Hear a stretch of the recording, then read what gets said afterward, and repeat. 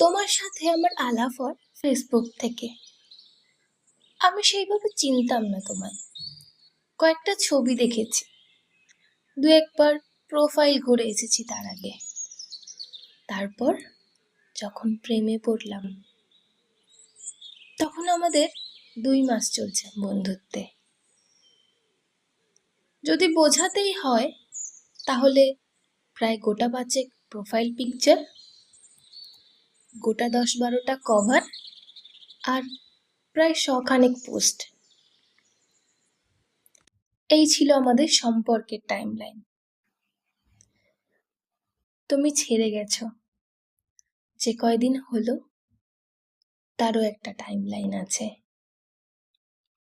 গোটা 3 profile picture, গোটা 6 cover, ধরে নাও গোটা 50 পোস্ট।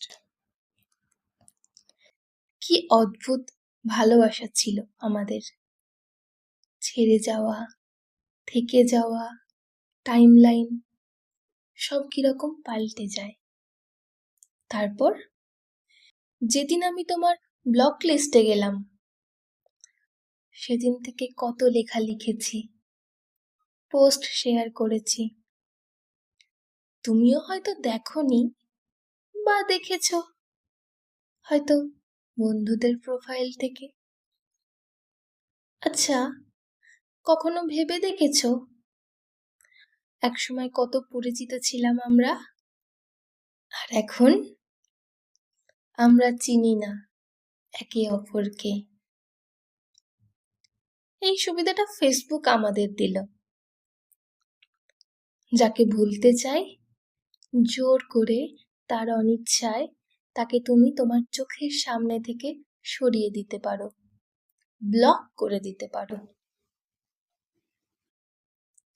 তারপর আরো কত পোস্ট করতে থাকি আমরা।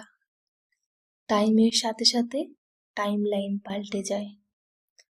কিন্তু ভেবে দেখেছো কোনোদিন এক সময় তুমি যাকে চাইলে নির্দ্বিধায় তাকে এমন পর্যায়ে ঠেলে দিলে আর কোনোদিন কথা হবে না।